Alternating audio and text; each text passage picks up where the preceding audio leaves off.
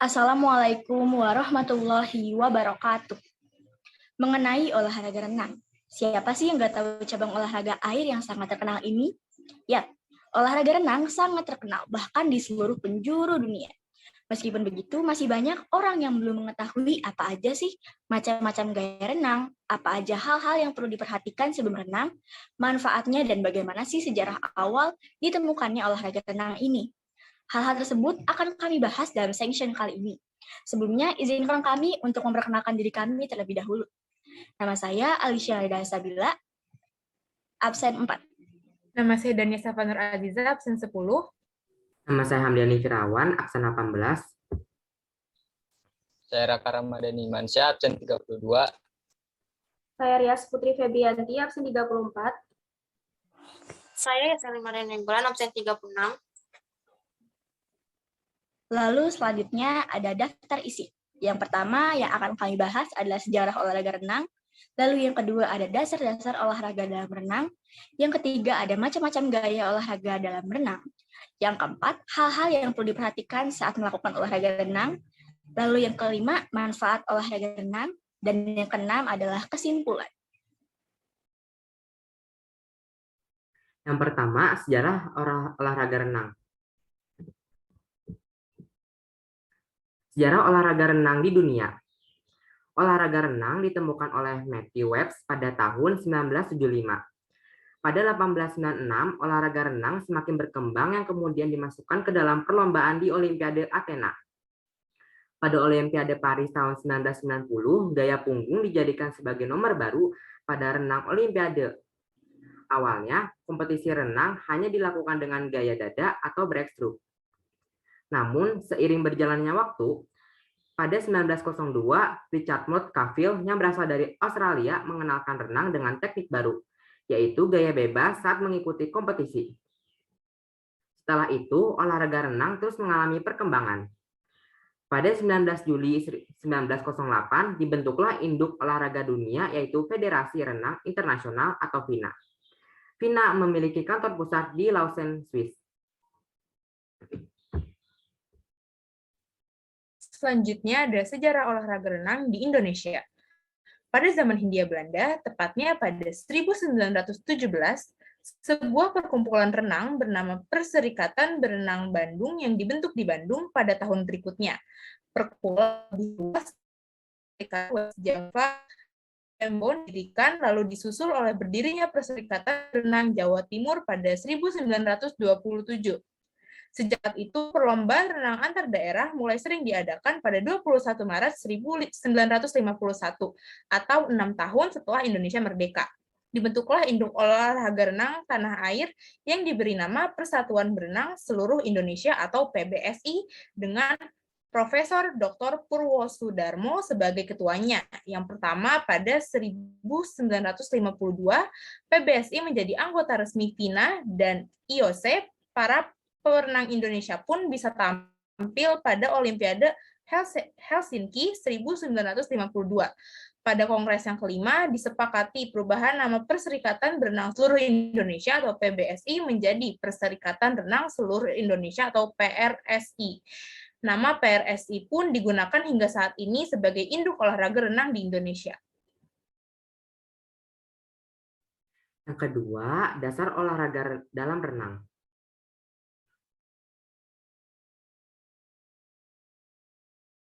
Yang pertama, pernapasan. Pertama, berdirilah di pinggir kolam dengan rendah dan wajah Anda tetap di permukaan air. Tarik nafas melalui mulut, tahan beberapa saat, dan kemudian masukkan kepala Anda ke dalam air dan hembuskan nafas Anda melalui hidung. Lakukan latihan ini secara perlahan sebanyak 10-15 kali setiap Anda selesai melakukan gerakan atau latihan.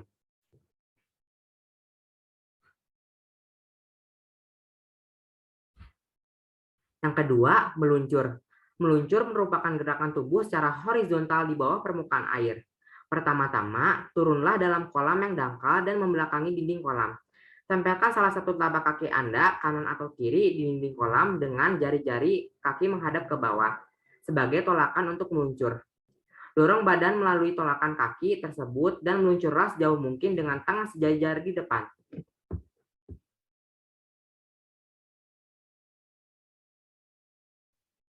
Dasar olahraga dalam renang selanjutnya ada mengambang. Mengambang atau mengapung merupakan gerakan tubuh melayang di bawah permukaan air dan kepala di atas permukaan air. Mengambang dibagi menjadi dua. Ada mengambang telentang dan mengambang tegak lurus secara vertikal. Yang pertama ada mengambang telentang.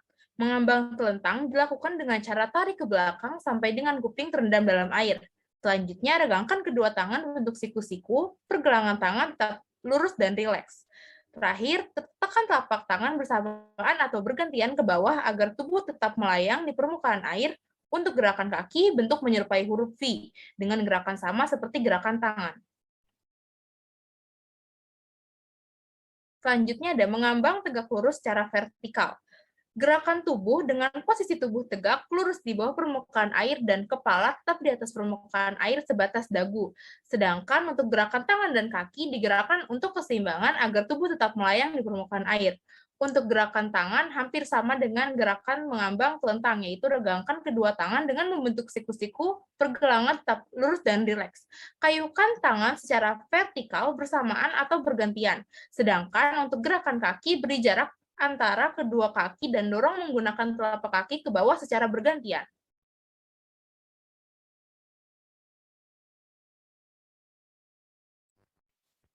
Yang ketiga ada gaya olahraga dalam renang. Yang pertama ada renang gaya dada atau breaststroke. Gaya dada atau lebih populer dengan sebutan gaya katak merupakan gerakan berenang dengan posisi dada menghadap ke permukaan air dan batang tubuh selalu dalam kondisi tetap. Gerakan kedua belah kaki menendang keluar, sementara itu kedua belah tangan lurus ke depan. Kemudian kedua belah tangan ke samping seperti membelah air. Gerakan badan atau tubuh meniru seperti katak yang sedang berenang, sehingga renang gaya dada juga disebut dengan gaya katak. Kemudian ada renang gaya punggung atau backstroke. Pada gaya renang ini dilakukan dengan posisi punggung yang menghadap permukaan air. Sehingga untuk melakukan pernapasan pada gaya punggung cukup mudah karena hidung dan mulut Anda berada di permukaan air. Akan tetapi, pada gaya ini perenang hanya dapat melihat atas dan tentunya tidak dapat melihat ke depan.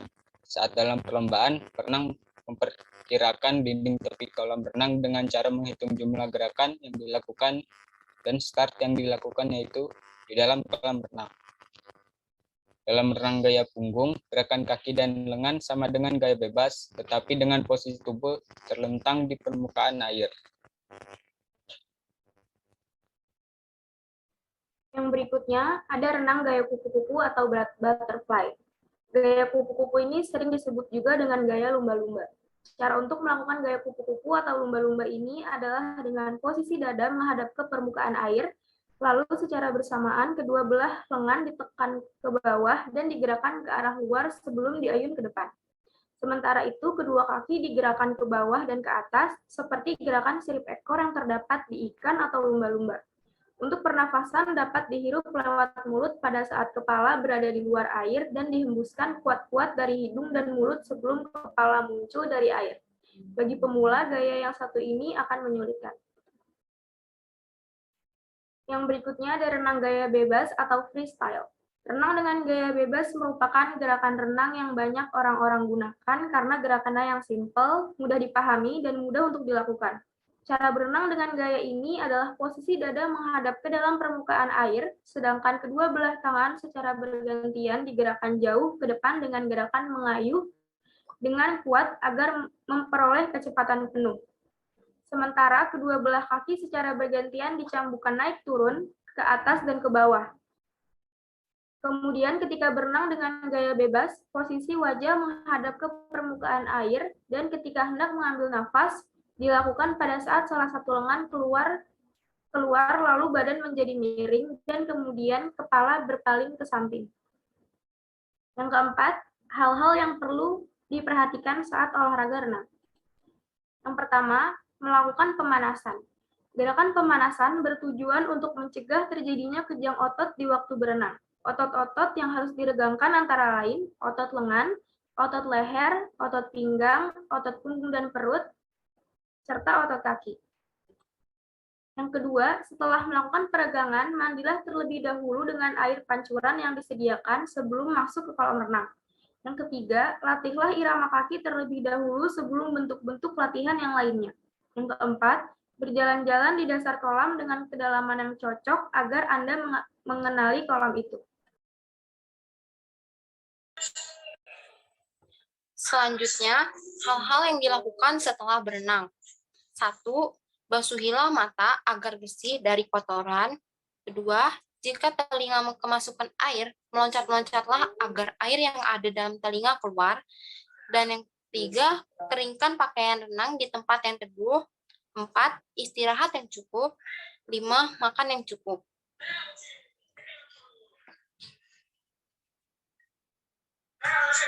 3. Hal-hal yang harus diperhatikan demi menghindari kecelakaan dalam berenang. 1.